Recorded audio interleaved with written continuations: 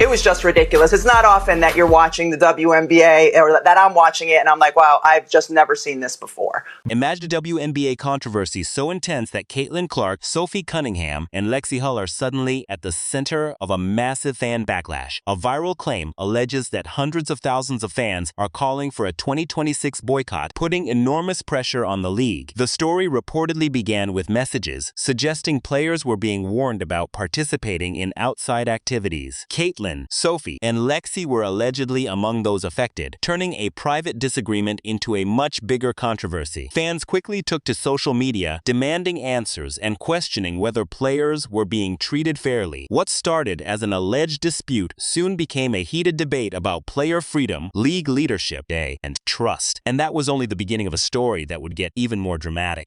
As for what Engelbert is alleged to have said to Collier, if she actually suggested Caitlin Clark should be grateful for what she makes off the court, that's preposterous. Did you miss the Iowa years?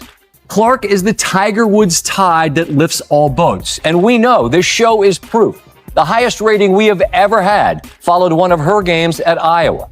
The WNBA has benefited from her presence more than the other way around, even though this year for Caitlin Clark was essentially lost to injury. The players were reportedly stunned by the situation, with Caitlin questioning whether they could even enjoy normal activities outside basketball. Sophie and Lexi Assis allegedly stood behind her, making it clear they would not abandon their teammate if disciplinary action followed. As the story spread online, fans reacted across social media, with some calling for a boycott and demanding that the league address the controversy. The growing backlash reportedly attracted attention from sponsors and business partners, adding even more pressure on WNBA leadership. And the high tide lifts all boats or whatever, basically.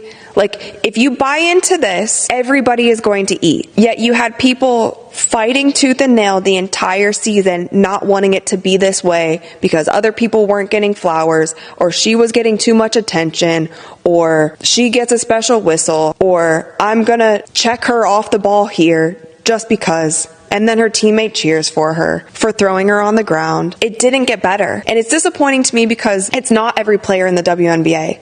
And I'm sure that there are many players who are happy to have her in the league. And it's like, if it was my league and somebody was coming in and bringing millions of people, like, I would be excited about that, because you know what? That's a chance for me to impress millions of people who weren't watching before. And there's a lot of women in this league who don't have that kind of envy and jealousy and this kind of like secret club mentality that they only want certain people. The controversy reportedly grew much bigger as more companies and sponsors were said to reconsider their relationship with the WNBA. Online boycott numbers continued to rise, creating even more pressure on league leadership. The situation also brought Adam Silver into the discussion, with claims that he demanded the league address the growing conflict. Meanwhile, Caitlin Clark, Sophie Cunningham, and Lexi Hull were portrayed as standing together as the backlash intensified. Supporters continued sharing messages across social media, turning the dispute into a much larger public conversation. The league was now facing questions about sponsors, player treatment, and its relationship with the fan base. What began as an alleged player dispute had quickly become a serious public relations crisis. Be holding the players back